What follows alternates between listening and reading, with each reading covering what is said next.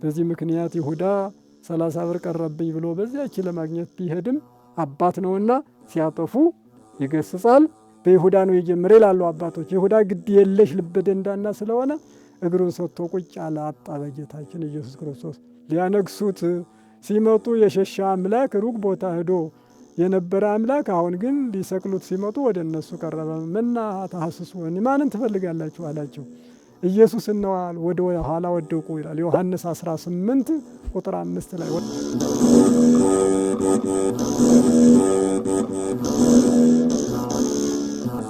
በስመ አብ ወወልድ ወመንፈስ ቅዱስ አሐዱ አምላክ አሜን።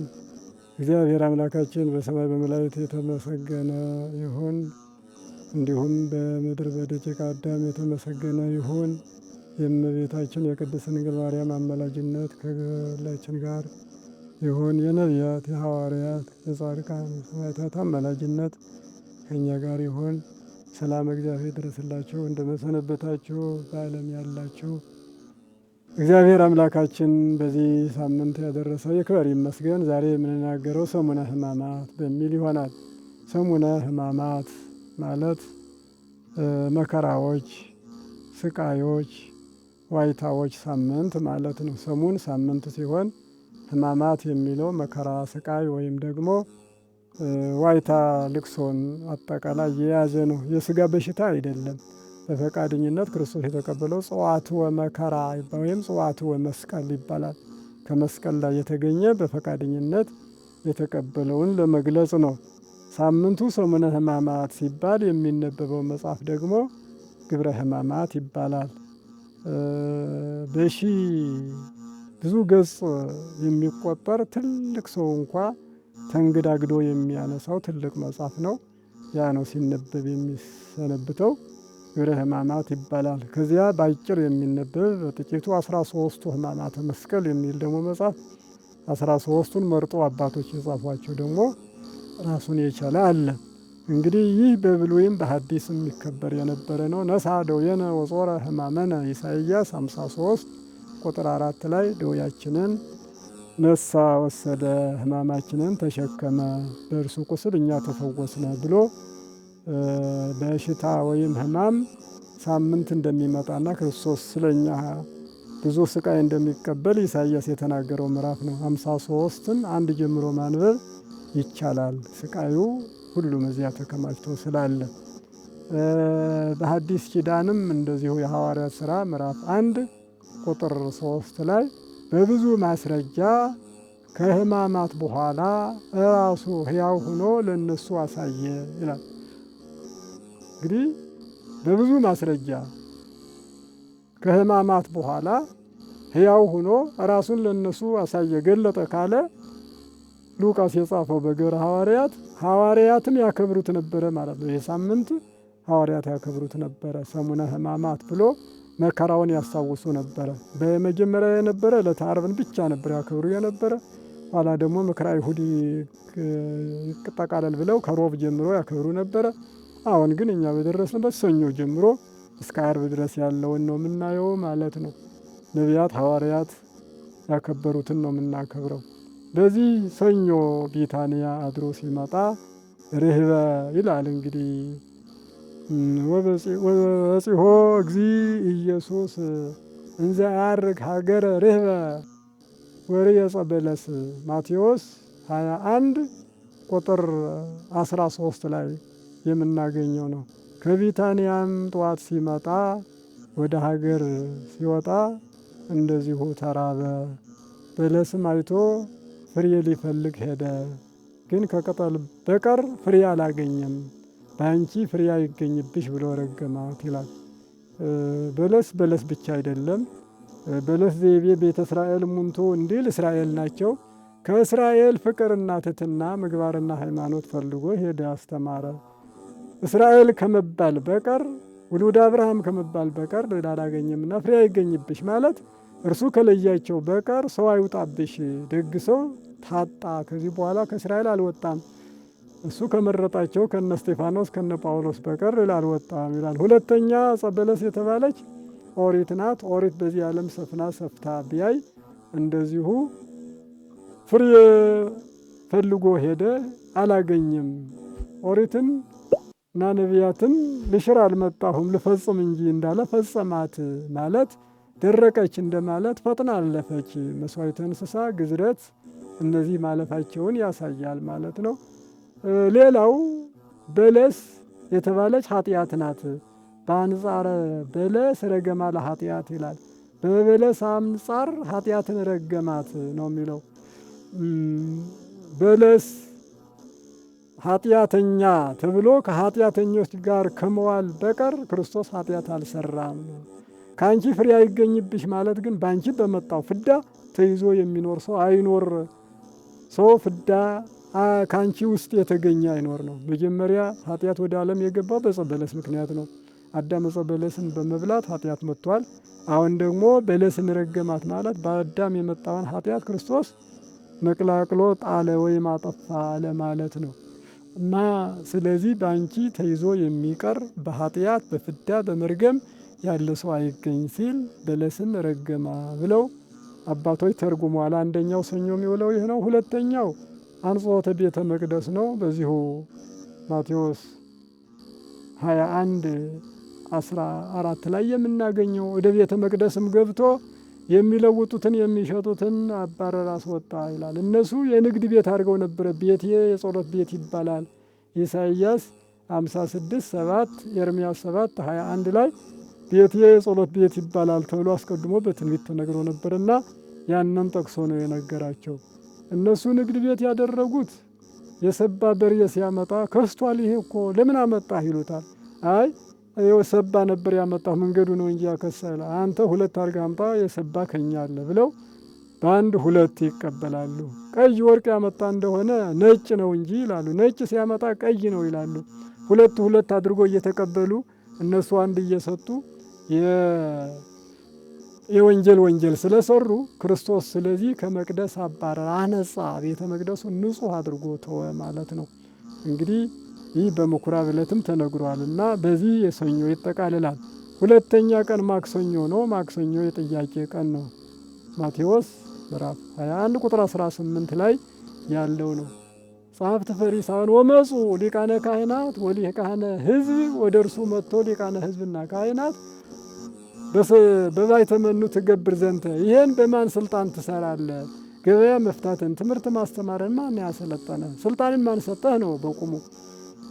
ከወፈሩ ሰው አይፈሩ እንዲሉ ልባቸው ደንድኗልና ፈጣሪን ሽቅብ ይጠይቃሉ። ዋነ ይህ እስያለክሙ ሀተ ቃለ፣ አንዲት ቃል ጠይቃችኋለሁ። ጥምቀቱ ለዮሐንስ እምሰማይኑ ወሚመምሰብ፣ የዮሐንስ ጥምቀት ከሰማይ ነውን ወይስ ከሰው ነው አላቸው። እነርሱም እመን ብሎ እምሰማይ በይነ ምንት ዘያመንክምዎ፣ ስለምን አላመናችሁም ይለናል። ወመን ብሎ እምሰብ ከሰው ነው ብንልም ዮሐንስን እንደ መምህር እንደ ነቢይ ያዩታልና እንፈራለን ብለው አናውቅም እንበል ተባብለው አናውቅም አሉት። እኔም አልነግራችሁም አላቸው የሚል ነው የሚጠይቀው። እንግዲህ ለራሳቸው ነው የቀረባቸው። ብዙ ምስጢር ይነግራቸው ነበረ፣ ቀረባቸው። እርሱ ግን የሚያውቁትን ጥቂት እንኳ ቢያገር ብዙ ትርጉም ይሰጣቸው ነበረ። ሳያውቁት ዘጉት እድላቸውን። መጠየቅ ያደርጋል ሊቅ፣ ተዝህሮ ያደርጋል ደንቆሮ ብለውታል አባቶች። በዚያ ቀርተዋል። የጥያቄ የትምህርት እኩሌታ ነው ይባላል። አዳምጦ ሰምቶ ለሚመልስ ወይም ጠይቆ ለሚይዝ ሰው ጥያቄ የትምህርት እኩሌታ ነው፣ ልብ ላለው ማለት ነው። እና ይህን ጠይቆ መልሱ ከሰማይ ነው ከእግዚአብሔር ነው። እኔ በውሃ አጠምቃችኋለሁ፣ ከኔ በኋላ የመጣው ከኔ ይልቅ የበረታው እርሱ በእሳት በመንፈስ ቅዱስ ያጠምቃችኋል የሚለው ከራሱ አመንጭቶ አይደለምና ከሰማይ የሚለው ከእግዚአብሔር ፈቃድ ነው መልሱ የነበረ። ግን ስላልመለሱ እሱም አስቀርቶባቸዋል። ሌላው የትምህርት ቀን ይባላል። ብዙ ትምህርት ያስተማረው ይህ ነው። እንዲያውም የዘጋው በዚህ ነው ይባላል። ዘለፋ ካህናት ማቴዎስ 23ን ጸሐፍተ ፈሪሳውያን አለ ይለክሙ እያለ ካስተማረበት መጨረሻው ላይ ምንድን ነው ያለ? ኢትርየዩኒ እስከ ትብሉ ቡሩክ ዘይመጽእ በስመ እግዚአብሔር ነው ብሎ የዘጋው ምዕራፉ የሚጨርሰው ማለት በእግዚአብሔር ስም የሚመጣ ቡሩክ ነው እስክትሉ ድረስ አታዩኝም ብሎ ዘግቶታል። የማክሰኞው ትምህርት መጨረሻ ማለት ነው። እንግዲህ በዚህ 36 ላይ ምንድን ነው የሚለው? ጌታችን መድኃኒታችን ኢየሱስ ክርስቶስ ሲያስተምር ጸሐፍት ፈሪ አሌ ለኪ ኢየሩሳሌም እንተ ትቀትልዮሙ ለነቢያቲሃ ወትቤግሩ ለሐዋርያቲሃ ነቢያትን የምትገድሊ ሐዋርያትንም የምታሳሪ ኢየሩሳሌም ሆይ ወዮልሽ። ሚመጠነ ፈቀድኩ አስተጋብኦሙ ለውሉድኪ ልጆችሽን እሰበስብ ዘንድ ምን ያህል ወደድኩ፣ ነገር ግን ፈቃደኛ አይደላችሁም። ቤታችሁ የተፈታ ሆኖ ይቀራል። ከምእንተ ታስተጋብ ዶርሆ ጎሊሃ ታሕተ ክነፊሃ ዶሮ ጫጩቶቿን እንድትሰበስብ በክንፎቿ በታች እኔም በክንፈ ረድኤት ልሰበስባችሁ ስንት ወደድኩ፣ ነገር ግን ፈቃደኞች ስላልሆናችሁ ቤታችሁ የተፈታ ሆኖ ይሆናል። ኢትሬዩኒ እስከ ትብሉ ቡሩክ ዘይመጽእ በስመ እግዚአብሔር ብሎ ዘጋ። በእግዚአብሔር ስም የሚመጣ ቡሩክ ነው እስክትሉ ድረስ አታዩኝም አለ፣ ዘጋ ማለት ነው። እንግዲህ እስከዚህ ድረስ ትምህርቱን ያልተቀበሉ ሁሉን ነግሯቸዋል ማለት ነው። ሰኞ ተሰብስቦ አልተፈጸመም፣ ማክሰኞ ተሰብስቦ አልተፈጸመም፣ ዕለተ ረቡዕ ተሰበሰቡ። ዕለተ ረቡዕ ምክረ አይሁድ ይባላል። ተሰብስቦ ማቴዎስ 26 ቁጥር 2 ላይ እናገኛለን። ወምዝ ተጋብኦ ውስተ አጸደ ሊቀ ካህናት ዘስሙ ቀያፋ ይላል። በቀያፋ ከተባለው በግቢ ውስጥ ተሰበሰቡ። ወተማከሩ ከመ ይሕዝዎ በህብል በውሸት በመደፋፈር ክርስቶስን ይይዙ ዘንድ ተማከሩ። በዚያ ተሰብስበው ነበረ። ይህ ቀያፋ የተባለ አስቀድሞ ክርስቶስ ሲያስተምር በዮሐንስ 11 ቁጥር 49 ላይ እናንተ አታውቁም፣ ብዙ ሕዝብ ከሚከፋው ወይም ደግሞ ከሚቸገር አንድ ሰው ቢሞት እንዲሻለን አታውቁምን ብሎ መክሯቸው ነበረ። የሊቀ ካህናቱን ምክር ሰምተው አሁን ደግሞ በቤቱ በግቢው ውስጥ ሲሰበስብ ደግሞ እናያለን ምን ያህል ተንኮለኛ እንደነበረ ነው። በዚሁ ነው እንግዲህ ቀያፋና ሐና የተባሉ በዘመኑ የነበሩ ስርዓታቸውንም አበላሽተዋል ማለት ይቻላል። ስርዓቱ ሊቀ ካህናት ሲሞት ሊቀ ካህናት ነበረ የሚሾም። አሮን ሞተ፣ አልዓዛር ተሾመ ይለናል ዘዳግም 10:6 ላይ እንደምናገኝ ማለት። ስለዚህ ይህ የአልዓዛርም ሲሞት ልጁ ፊናስ የተሾሙበትን ስርዓት እነሱ ግን ሐና ከሰራ በኋላ ቢደክም እንኳ ሴት ልጁን ለቀያፋ ሰጥቶ ቀያፋ እንደገና እንዲሾም የተደረገበት ሐማቱ ይላል፣ አማቹ ነው ማለት ነው። ስልጣነ ክህነት ከነሱ እንዳይወጣ ባለጸጎች ስለሆኑ ለሮማውያን ባለስልጣናት ገንዘብ እየሰጡ ብቻ እንደዚሁ ስርዓቱን ያበላሹ ሰዎች ነበሩና፣ ስለዚህ ነው ክርስቶስን ሲጠይቅ ቀያፋንን እውነት አንተ የእግዚአብሔር ልጅ ክርስቶስ ነህን? ዋው እኔ ነገርኩ ግን አታምኑም አለው። ማቴዎስ 26 በዚሁ ምዕራፍ ማለት ነው ቁጥር 60 ላይ ቀያፋ ምንድን ነው ያለ? ልብሱን ቀደደ ይላል። ህዝቡ እንዲነሳሳ አውቆ ነው። ልብሱን ቀዶ ከእንግዲህ ወዲህ ሌላ ምስክር እንፈልጋለን አለ። ቅባት የተቀባውን ራስ ሊቀ ካህናቱ ራሱን አይግለጥ ልብሱን አይቅደድ ተብሎ የተጻፈ ነው።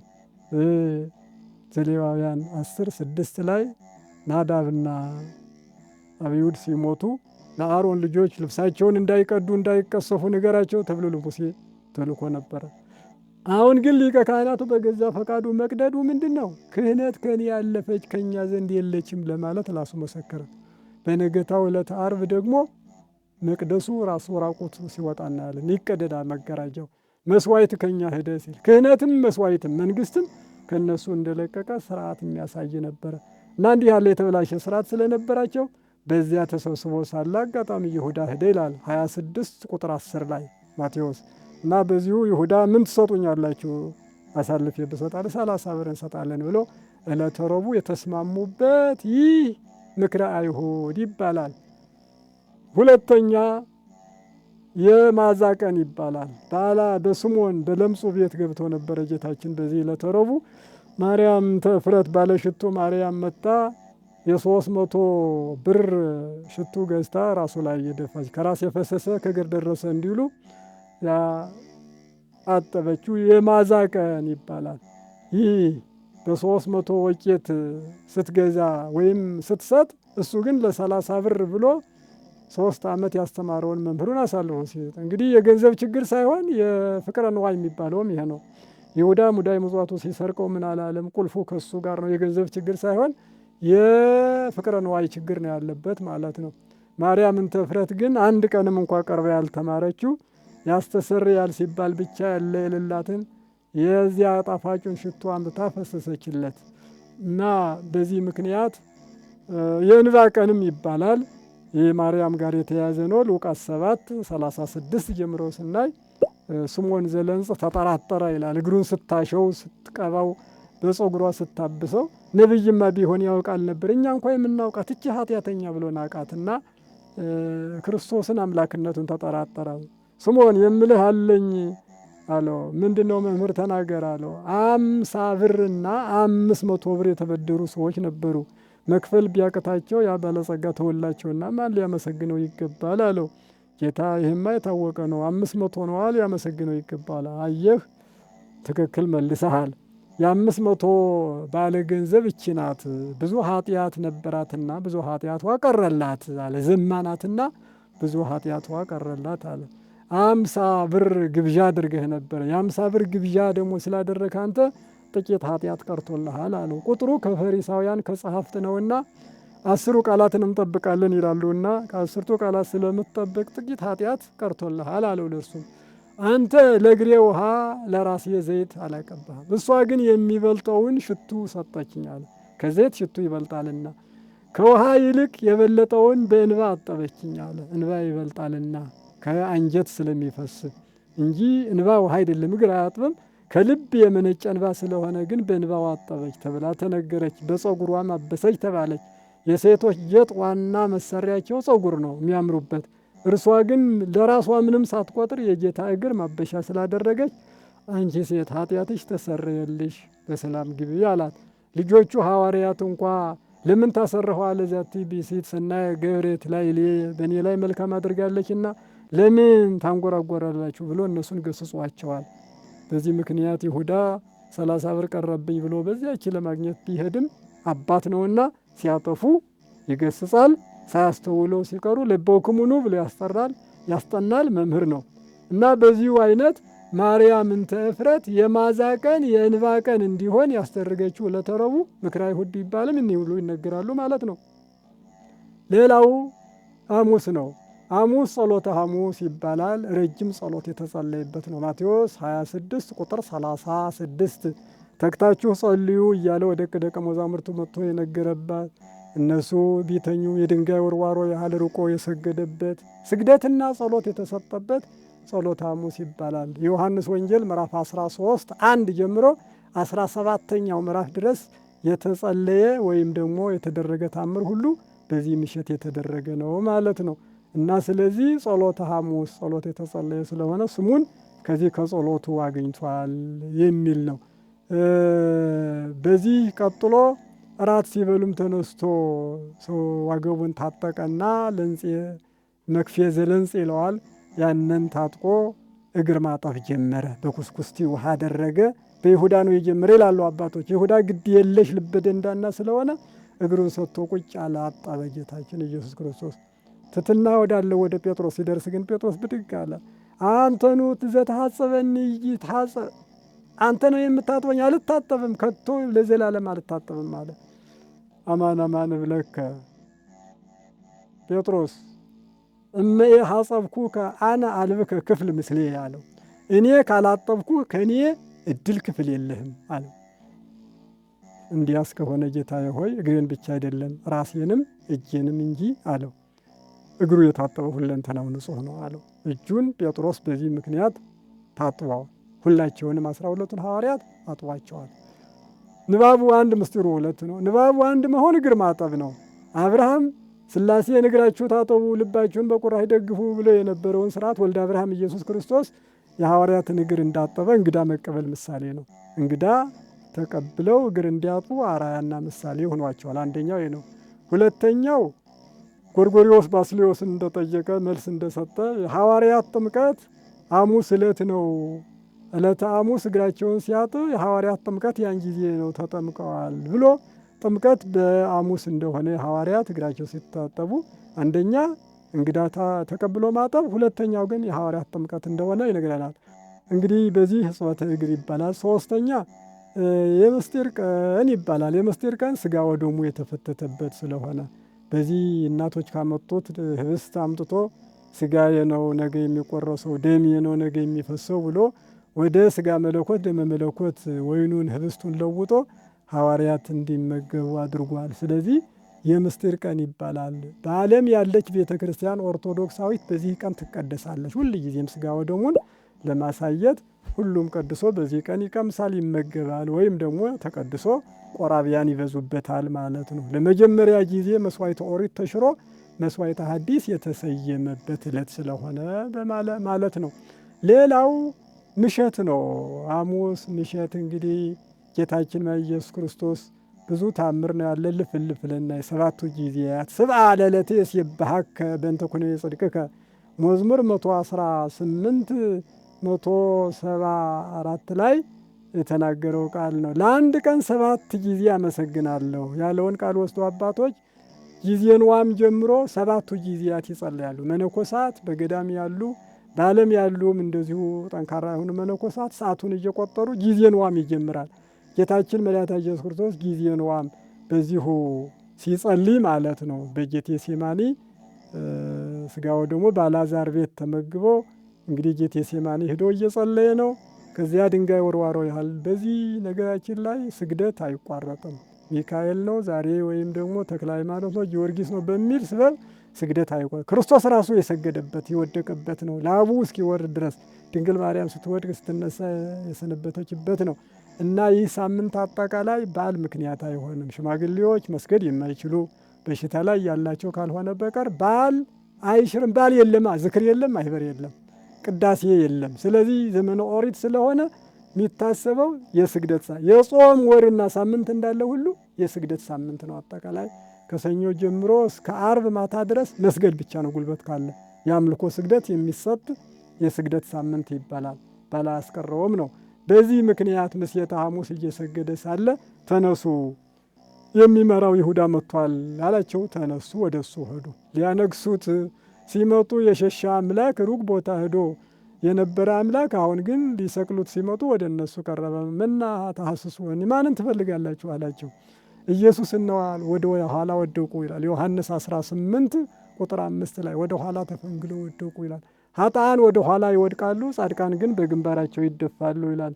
እንደነ ሕዝቅኤል ያለው ሕዝቅኤል 1:26 ላይ በግንባራቸው ይደፋሉ፣ ኃጥአን ግን ወደ ኋላ ይወድቃሉ። ኤሊ ወደ ኋላ ወድቆ ነው የሞተው፣ ትእዛዙን አልፈጽም ስላለ ነው። ሌሎችም እንዲሁ ወደ ኋላ ተፈንግለው ወደቁ ይላል። አሁንም ማንን ትፈልጋላችሁ? ኢየሱስን። ጊዜው ስለደረሰ ነው እንጂ ከእናንተ ጋር ቤተ መቅደስ ሲያስተምር ይውላል ነበረ አለ። እጁን ዘርግቶ በፈቃዱ ታሰረ። እነዚህን ተዋቸው ይሂዱ አላቸው ሐዋርያትን። እሱ እየታሰረ በተከታዮች የሚያስብ ሩህሩህ አምላክ አትንኳቸው። እሱ እጁን ዘርግቶ ሰጠ፣ ታሰረ።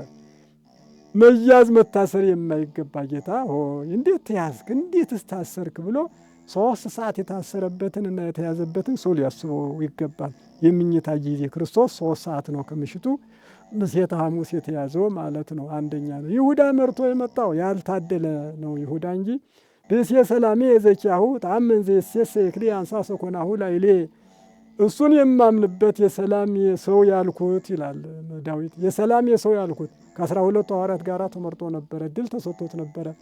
እህሌን የሚበላ ተረከዙን አነሳ ተብሎ በትንቢት እንደተነገረ የክርስቶስን በረከት ረድኤት አግኝቶ ትምህርተ ወንጌል ተምሮ ሳይጠቀምበት የቀረ ይሁዳ ነው እና እየመራ መምጣቱ መምህር ሆይ አለና ሳመው ይላል። በስእምኖ ታገብኦ ለወልደ እጓለ እመሕያው ወዳጄ ይሁዳ ነው ያለ። አሁንም ከዚች ሰዓት ድረስ ለማዳን ጥሯል። ወዳጄ ነው ያለ። መፍቀሬ ሰብ ክርስቶስ ሰውን የሚወድ አምላክ ወዳጄ ሆይ መጣህን? የሰውን ልጅ በመሳም ትሰጣለህን? አለው። ማቴዎስ 26:48 ላይ እንደምናገኘው ይሁዳ አምላክነቱን አላመነም ነበር ይላሉ ጸሐፍት ፈሪሳውያን በሚጠሩት መምህር በሚለው ነው። አሁንም ረቢ እያለ የጠራውን ጌታ ብሎ አልጠራም፣ በመጽሐፍ ቅዱስ የለውም። ሌሎች ሐዋርያት ጌታ ጌታ ሆይ ሲሉ ይሰማል። እሱ ግን መምህር እያለ ነበር የሚጠራ። አሁንም በዚያ በለመደው መምህር ሆይ ሰላምታ ላንተ ይገባል ብሎ ሳመው።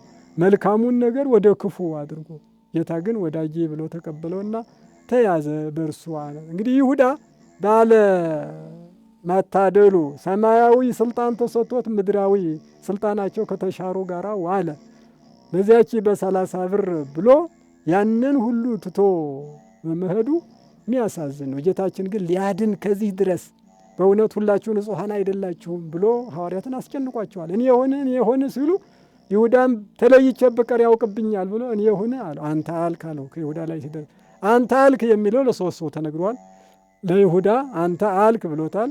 ለጲላጦስ አንተ አልክ፣ ለቀያፋም አንተ አልክ የሚል ቃል ተሰጥቷል። በሚናገሩት ቃል ተነስቶ ነው እና የነቀፋ ቃል ነው ማለት ነው። በማያምኑበት መልስ ሲሰጡ ለይሁዳም ይሄን ነው የሰጠው። ሁላችሁ ንጹሐን አይደላችሁም ከእናንተ አንዱ ዲያብሎስ ነው ብሏል በዮሐንስ 6 ቁጥር 60 ላይ። እንደዚሁ ያ ሰው ባልተወለደበት ተሻለ ነበረ። እስከዚህ ድረስ እንግዲህ ሰው አንተ ተብሎ አይነገርም። ከባት ያበሳ ነውና ለይቶ ከወንድሞቹ በፊት ሊያሳፍረው አልፈለግም። ነገር ግን ኃጢአተኛ እንዳለህ መካከላቸው ያስተምርና ይነግር ነበረ። እያወቀ እየሰማ ግን ደንዳና ልቡ ይዞ ዝም አለ። ግን ወጥቶ ቀረ። በዚያው ያልታደለ ነውና አንድ ጊዜ እግዚአብሔር ለማዳን ብዙ ጊዜ ጥረት አድርጓል፣ አልሆነም። እንጨቱ ነስ እስኪል ድረስ ምክር ተሰጥቶታል። ፈቃደኛ አይደለም ነው እንደ ይሁዳ። ለይሁዳና ለእሱ ብቻ ነው ያልተሰጠው። መክብብ 1 ቁጥር 25 ላይ ጠማማ አይቀናም እንደዚሁ ደግሞ የወደቀም አይነሳም ይላልና ልክ ጠማማነቱን እንደያዘ ነው የሄደው። ሌላው ሁለተኛው መንፈቀ ሌሊት ነው። 6 ሰዓት ሐና ቤት ወሰዱት። ዮሐንስ ወንጌል 18 13 እሱ ያልነካው ነገር ሌላ ስለማይሆን ኃላፊው ቢሸመግልም ሐና ደቀ መዛሙርቱን ጠየቀ። ምን አለ? እንደገና በ6 ሰዓት ወደ ቀያፋ ቤት ነው የሄደው። ቁጥር 19 ላይ ቀያፋ ደግሞ መረመረው። ምን አለው? ልብሱም የቀደደው በዚሁ ሰዓት ነው። ሲመረምር ከእንግዲህ ወዲህ ሌላ ምስክር ምን እንሻለን? ሞት ይገባል ብሎ እስከ መጨረሻ ድረስ ያደረገው። በዚህ ሰዓት እነሱ ቢጎዱ መንፈቀ ሌሊት ሊቀ ሐዋርያት ጴጥሮስ ካደ ይላል 3 ጊዜ። ሴት ልጅ መጥታ አንተም ደግሞ እርሱ ጋር ነበር ካለ አይደለሁም አለ። ወደ ሌላ ሂዶ ደግሞ እሳት ሲሞቅ አሁንም ለስጋችን ፍላጎት ሙቀት ስንፈልግ ነው ሁልጊዜ ምንሳሳተው። ብርድ ስለበዛ የእሳት ሙቀት ሲፈልግ የእሳቱ ብርሃን ግን መልኩን አሳየው። ወያውቀከ ነገርከ ነው ያለች። ድምፁ ማሳወቀው ገጠር ሰው የገሊላ ሰው በመሆኑ ንግግር ያስታውቃል፣ በእሳቱ ብርሃንም መልክ ይታወቃል ብለው አስጨነቁት። አላውቅም ብሎ 3 ጊዜ ካደ ይላል። ያን ጊዜ ግን ዶሮ ኩኩ አለ። በማርቆስ 15 ምዕራፍ ላይ እንደተጻፈ 2 ጊዜ ነው ዶሮ የጮኸው። አንደኛውን አልሰማም፣ ሁለተኛውን ሰምቶ ወጥቶ አለቀሰ ነው። ይህ ዶሮ 2 ጊዜ መጮሁ የመንፈስ ቅዱስ ምሳሌ ነው። መንፈስ ቅዱስ 2 ጊዜ መጮሁ በነቢያት አድሮ ያስተማረ ዘነበበ በነቢያት ብለዋል አባቶች በጸሎተ ሃይማኖት። እና በነቢያት አድሮ ያስተማረ ኋላም በሐዋርያት አድሮ ያስተማረ ሲሉ 2 ጊዜ ጮኋል ይላሉ። እና መንፈስ ቅዱስ ምሳሌ ሆኖ መለሰው። ክርስቶስ ቅድም በዶሮ ራሱን መስሎ እንዳስተማረ አይተናል አይደል? በሆሳዕና ላይ እንደዚህ። አሁን ደግሞ ይህ ዶሮ እግዚአብሔር ራሱ በዶሮ መመሰሉ በንስር እየመሰለ ሰዎችን አስተምረዋል። ወከመ ንስር ዘያስተጋብ ጎሊሁ በታሕተ ከነፊሁ ወከመ ይሐቅፍ ጎሊሁ በገባቲሁ ወሐዘሎሙ በከነፊሁ ወጾሮ በእንግዳሁ ዘዳግም 32:6 ላይ እንደ ንስር በክንፎቹ በታች እንደሚያደርግ ልጆቹን እንደሚንከባከብ እኔም ከግብፅ አውጥቼ ተንከባከብኳችሁ ብሎ ራሱን በንስር መስሏል። በዚሁ በማቴዎስም እንዳየነው ማቴዎስ 23:35 ዶሮ በራሱ መስሎ ዶሮ ለእንቁላሏ አያት ናት ይባላል። ምክንያቱም መጀመሪያ የወለደች ለእንቁላል እናት ናት፣ ለጫጩት አያት ናት። እግዚአብሔርም ለፍጥረቱ አያትና አባት ነው ይባላል። እንደ እንቁላል ሰማይና ምድርን ፈጠረ፣ እንደ ጫጩት ሰዎችንና መላእክትን ፈጠረ ማለት ነው። እግዚአብሔር እንደ ዶሮ አያትም እናትም ሆኖ ሰዎችን ለማዳን ያላደረገው ጥረት የለም። አሁን ጴጥሮስን በዶሮ አምሳል በመንፈስ ቅዱስ አድሮ እንዲጮህ ያደረገው ያለ ሰዓት ነው እና በዚሁ ዶሮ ጮሆ በሰባኪያን መስሏል። ጥሩ ሰባኪ በእውነቱ ሰብኮ የሚመልስ ማለት ነው። ዶሮ መጀመሪያ ራሱን ከፍ ከፍ ያደርጋል፣ ክንፉን ያራግባል፣ ዋሽንት የሚመስለውን ድምፁ ይለቃል። ልክ ንስሐ ገባ ማለት ነው። ራሱን አነቃቃ ማለት ነው። ራሱ ንስሐ ያልገባ ሰባኪ ሌሎችን ሊመልስ አይችልም። ራሱ ልቡን ያላቀና ሌሎችን ሊያቀና አይችልም። ተመልካቹን ነው የሚመስሉት። ጳውሎስን የተከተሉ በግብር ስለሚመስላቸው ነው እርሱን የተከተሉ ብዙዎቹ እና ስለዚህ ያ መልካም ሰባኪ ያሰኘዋል። እና ጴጥሮስ ንስሐ ገባ፣ ተጸጸተ፣ ዳነ። ስለዚህ ነው በጰራቅሊጦስ ዕለት 3000 ነፍሳት አሳምኖ ወደ እግዚአብሔር ካሳ 3 ጊዜ ስለካደ 3000 ነፍሳት አሳምኖ ለእግዚአብሔር አቅርቧል። ይህ ካሳ የሚባልም ይሄ ነው። እና ክርስቶስ የጴጥሮስ ክህደት ባፍ ስለነበረ ንስሐውን ተቀበለ።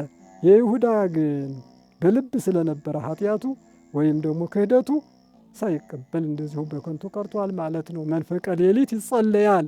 ክርስቶስ በቀያፋ ተመረመረ፣ ጴጥሮስ ባልሆነ ነገር ተሳሳተ በሚል ጴጥሮስ እንዲያውም ዕድሜ ልኩን ዶሮ ሲጮህ ያለቅስ ነበር ይባላል። ትዝ እያለው እንዴት ጌታዬን በደልኩት ባላወቅኸው እያለ የዶሮ ጩኸት ከሰማ ማልቀስ ነው ጴጥሮስ። እና በዚሁ አይነት 6 ሰዓት ይታሰባል። ሌላው ወጸቢሖ ተማከሩ ማቴዎስ 27 ቁጥር 1 በነጋ ጊዜ ተማክረው ወደ ጲላጦስ ወሰዱ ይላል። ሉቃስ 23 ቁጥር 1 ላይ ክስ የመሰረቱት 3 ነገሮች ናቸው። ሉቃስ 23 ቁጥር 1 ላይ አንደኛው ወየዐልዎሙ ለሕዝብ ሕዝቡን ያጣምማል የሚል ነበረ። ሁለተኛው ደግሞ ይከልኦሙ ለሕዝብ ኢይሃቡ ጸባሕተ ለቄሳር፣ ሁለተኛው ደግሞ ለቄሳር ግብር እንዳይገብሩ ሕዝቡን ይከለክላል የሚል ነበረ። ሶስተኛው ደግሞ ወይርየሲ ርእሶ ንጉሠ ወይርየሲ ርእሶ ክርስቶስሃ ንጉሠ እስራኤል፣ ራሱን የእስራኤል ንጉሥ ያደርጋል የሚል 3 ክስ ነው የቀረበው። እንግዲህ እነዚህ ሕዝቡን ያጣምማል ያሉት ውሸት ነው። ምክንያቱም በሆሳዕና ዕለት ዓለም ሁሉ ተከትሎት ሄዷልና ብለው ራሳቸው ተናግረዋል። አሁን ደግሞ እንደገና ሕዝቡን ያጣምማል፣ ሕዝቡን ያውካል ያሉት ከንቱ ውሸት መሆኑ በጲላጦስ ዘንድ ታወቀ ማለት ነው።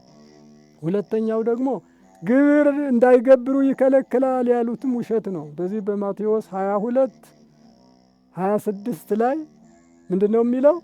ግብር የሚገብሩት ሰዎች መጥተው ለቄሳር ግብር መገበር ይገባል ወይስ አይገባም አሉ ይላል። እስቲ ጽሑፉን አምጡ ምን ይላል አላቸው። ጽሑፉን አሳዩት ይላል። ጽሑፉ ማን ይላል? የቄሳር ይላል። የቄሳርን ለቄሳር የእግዚአብሔርን ለእግዚአብሔር ስጦታ አፍረው ሄዱ ነው የሚለው። በአንድ በኩል የእግዚአብሔር ስላለው፣ በአንድ በኩል የቄሳር አለው። በዚህ የቄሳርን ስጡት፣ በዚህ ደግሞ የእግዚአብሔርን ስጡት አለ። ይህም ያሳየው ምንድን ነው? ስጋዊ ሰውነታችሁን ለቄሳር አስገዙ፣ መንፈሳዊ ሰውነታችሁን ደግሞ ለእግዚአብሔር አስገዙ። እኛ የእግዚአብሔር ቅርጽ የእግዚአብሔር ፎቶኮፒ ነን የሰው ልጅ እያንዳንዱ አጠቃላይ።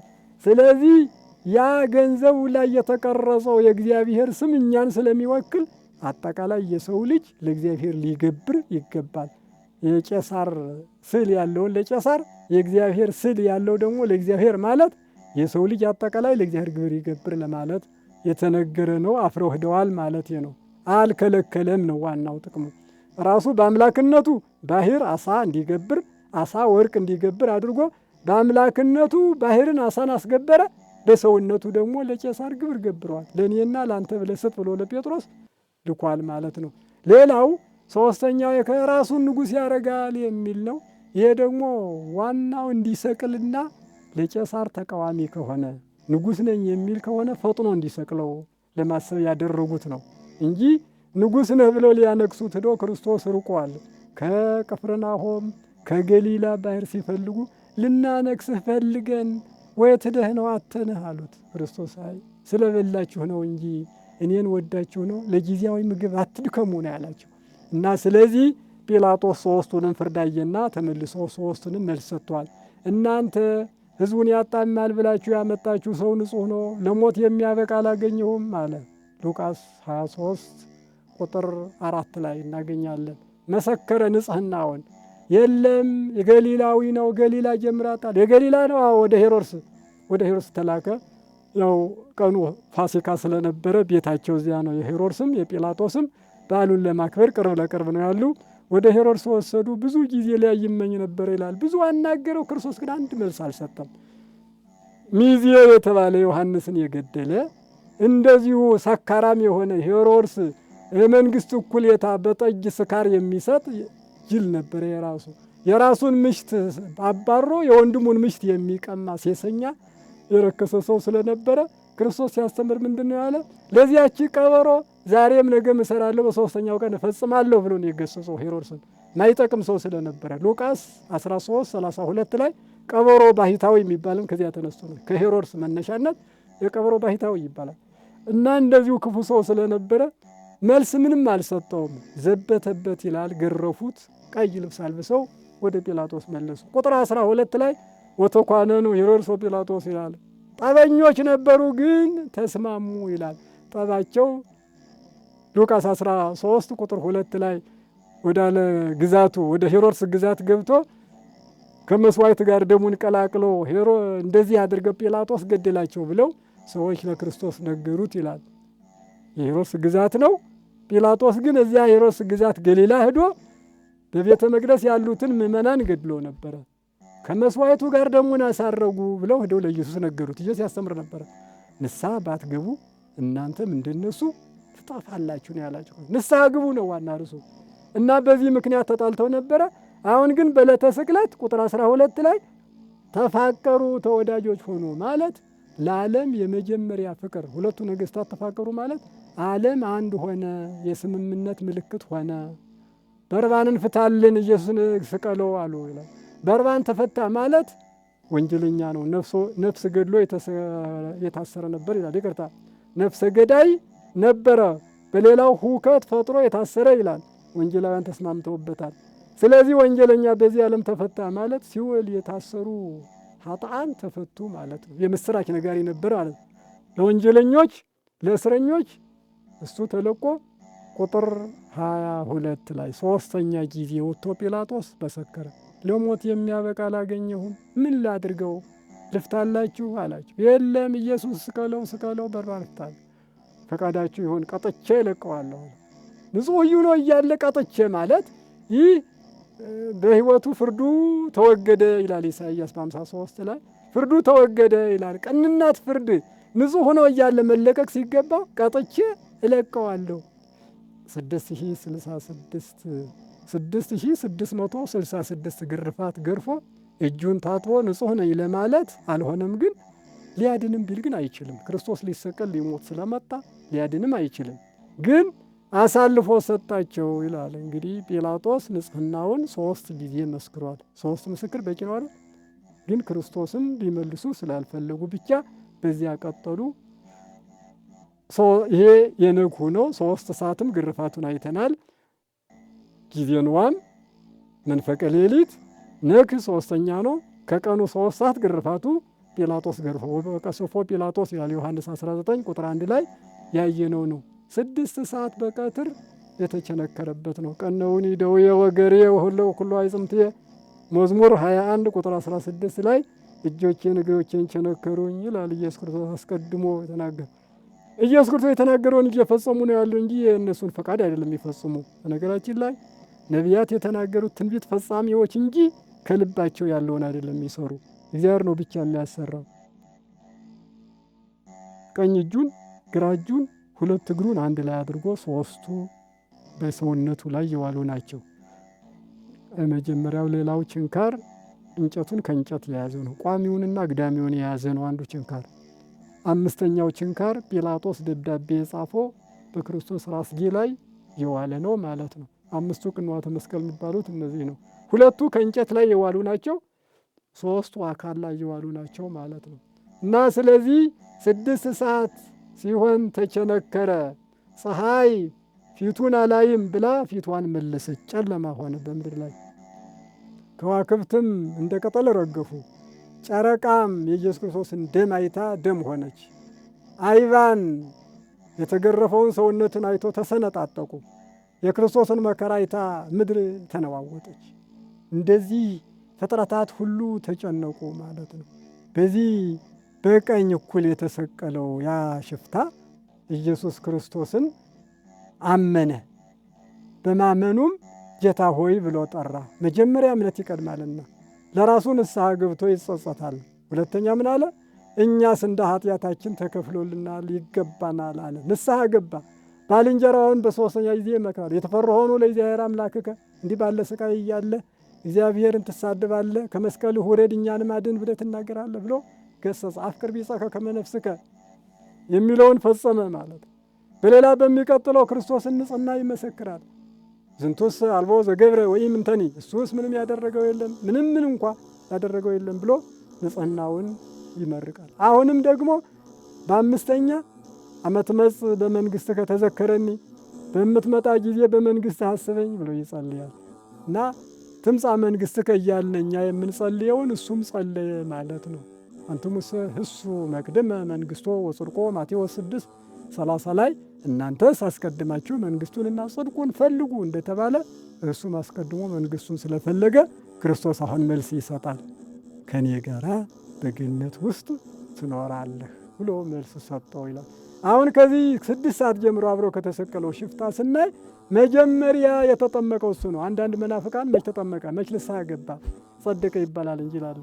መጀመሪያ የተጠመቀው እሱ ነው። ሌላው አላገኘም፣ አያገቦን አግኝቷል።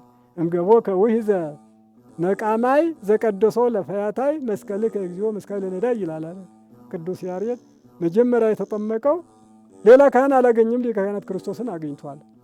ንስሐ ገብቶ ድንዋል ማለት ነው። እና ስለዚህ ፈያታይ በመስቀሉ ላይ ትልቁን ድርሻ የወሰደ 6 ሰዓት ፀሐይ፣ ጨረቃ 7ቱ ታምራት የተደረጉበት ጨረቃ ደም ሆነ፣ ፀሐይ ጨለመ፣ ከዋክብት ወደቁ በሰማይ፣ በምድር መንጦላዕተ ምኵራብ ተቀደደ፣ መቃብር ተከፈተ፣ ሙታን ተነሱ፣ አይባን ተፈተቱ ተብሎ 7ቱ ታምራት 4ቱ በምድር 3ቱ በሰማይ የተሰሩበት እስከ 9 ሰዓት ነበረ። 9 ሰዓት ሲሆን ኤሎሄ ኤሎሄ ብሎ አምላካችን ጮኸ ይላል። ነፍሱ ከስጋው ለየ በፈቃዱ። ምክንያቱም ነፍሱ ወደ ሲኦል ወርዳ ነፍሳትን ማውጣት ስላለባት በዚያ ሰዓት ስጋው እዚሁ መስቀሉ ላይ ይቆያል። ነፍሱ ወረደች፣ 33 ሰዓት አስተማረች። በስጋ 33 ዓመት አስተምሯል ሕያዋንን። ሙታንን ደግሞ 33 ሰዓታት አስተማረ። አርብ 9 ሰዓት ጀምሮ እሁድ መንፈቀ ሌሊት ወተንሥአ እስኪባል ድረስ መቁጠር ነው። አርብ 3 ሰዓት አለ፣ ቅዳሜ ሙሉ ቀን አለ፣ ሌሊት አለ 24 ሰዓት፣ እሁድ 6 ሰዓት አለ። እነዚህን ወተንሥአ እስኪል ድረስ ስንቆጥር 33 ሰዓታት ነው የሚሆነው። ነፍሳትን 33 ሰዓታት አስተማረ። ኦሪትን እንጂ ወንጌልን አያውቁም ነበረ። እንደዚሁ ግዝረት እንጂ ጥምቀት አልነበራቸውም፣ ጥምቀት ሰጣቸው። ስለዚህ ነፍሳትን ወደ ገነት መለሰ ማለት ነው። በ9 ሰዓት ጌታችን መድኃኒታችን ኢየሱስ ክርስቶስ አዳምን ካሳ ተፈጸመ ተባለ። ፀሐይ እንደገና በ9 ሰዓት ወጣች። አባ ጊዮርጊስ በመጽሐፈ ምስጢር ፀሐይ ጨለማ መሆኗን የሙታንን ስርዓት ፈጸመ። ሰው በሕይወቱ ሳለ ያፍራል አልሞተም ነበርና እንዳያፍር ጨለማ ሆነች። ራቁትነት ነው ያለው። ከሞተ በኋላ ግን ፀሐይ ወጣች፣ ስርዓተ ሙታንንም ፈጸመ ይላል። የሞተ ሰው አያፍርም። ስለዚህ ፀሐይ ወጣች፣ ቢታይም ችግር የለውም በሚል ኢሳይያስ 13 ቁጥር 10 ፀሐይ እንደጨለመ ከዋክብት በዚያ ቀን እንደሚረግፉ በብሉይ እንጂ በሐዲስ ከዋክብትና ጨረቃ ደም እንደሆነ እንደረገፉ በሐዲስ የለም። በብሉይ ኪዳን ግን ኢሳይያስ 13 10 ኢዮኤል 2 28 ኢዮብ 3 15 እናገኛለን በብዙ መጻሕፍት። ሆኖም ግን በ9 ሰዓት ይሄን ቃሉን ተናግሮ የአዳምን ካሳ እንደፈጸመ የምንረዳበት ነው ማለት ነው። 11ኛው ሰርክ 7ኛው ሰርክ ነው። መቃብር ላይ ስጋው የወረደበት ነው። ዮሴፍና ኒቆዲሞስ ከጲላጦስ ፈቃድ አግኝተው ከረጅም መስቀሉ ወይም ረጅሙን ችንካር እየነቀሉ ስጋውን የገነዙበት ቅዱስ እግዚአብሔር ቅዱስ ኃያል ቅዱስ ሕያው ዘኢይመውት የማይሞተው አምላክ ቅዱስ ነው እያሉ የገነዙበት። ለምን ዝም ብላችሁ ትገንዙኛላችሁ? ቅዱስ ኃያል እያላችሁ ገንዙኝ ነው ያለ። እነሱ አያውቁም፣ እሱ አስተማረ፣ እነሱ ተማሩ። ስለዚህ ኪዳን ያደረሱ ዮሴፍና ኒቆዲሞስ ናቸው ይባላል። ቅዱስ እግዚአብሔር ቅዱስ 3 ጊዜ ነው የምንዘልቀው። 3 ጊዜ ቅዱስ 9 ነው። የነገደ መላእክት ምሳሌ ይለዋል። መጨረሻ ላይ ስሉስ ቅዱስ ብለን እንጨርሳለን። መጨረሻ ላይ አዳም በዕለተ ዓርብ ከማህበረ መላእክት እንደተደመረ የሚያሳስብ ነው። 10ኛ ቅዱስ ይሆናል። በአዳም የተተካ ነው ማለት ነው። ወይም 3 ጊዜ የሦስትነቱ አምሳል ነው። ቃሉ አለመለወጡ የአንድነቱ ምሳሌ ይላል። ከዚህ ላይ ግን ዘተወልደ ማርያም ዘተጠምቀ በዮርዳኖስ ብሎ ተሳሃለነ እግዚኦ ማለት ርቁና ቅርብ ነው። ይህ እንዴት መጽሐፉ ተሳሳተ ያሰኛል።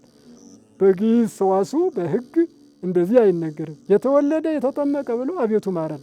ሩቅና ቅርብ መሆኑ ግን ለኪዳነ ወልድ ብሎ ይሄ በሩቅም ያለው በቅርብም የምገኝ እኔ ነኝ ሲል እንዲህ አናግሯቸዋል ተብሎ ይነገራል። እና አምላካችን በ11 ሰዓት ስርዓተ ኪዳንን ወይም ደግሞ ዮሴፍና ኒቆዲሞስ የገነዙትን ተቀብሎ ስጋው የተቀበረበት ነው ማታ ማለት ነው።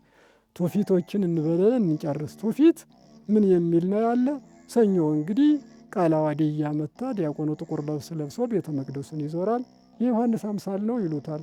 እመቤታችንን ይዞ እግረ መስቀል ዞሮ ነበረ፣ እያለቀሰች እመቤታችን ማለት ዲያቆኑ ዮሐንስ ነው። ቃለ ዓዋዲ እመቤታችን ናት። ድምጿ እንዲህ ይጮህ ነበረ ስለ ልጇ ሐዘን ማለት ነው። በየሰዓቱ ዲያቆኑ እንዲሁ ያስታውሰናል። ሌላውም እንዲሁ በየሳምንቱ የመጣንበት ሰላምታ አይሰጥም ይሁዳን ላለመምሰል፣ እንዲሁ ደግሞ መስቀል የለም፣ የግል ጸሎት አይከለከልም። እርግጥ መልካ መልክ በህብረት ግን መልካ መልክ አይደግምም። መልካ ኢየሱስ መልካ ማርያም የሚባል በዚያ ውስጥ የለም። ሰላም ብሎ ስለሚጀምር ሰላምታን ስለሚለውጥ ማለት ነው። በምስየተ ሐሙስ ቃለ ዓዋዲን የሚተካው ጽናጽል ነው። በቅዳሴ ጊዜ አይሁዶች እየተንሸኳሸኩ ስለመጡ የእነሱን ድምፅ ለማስታወስ ጽናጽል ቃለ ዓዋዲን ይተካል።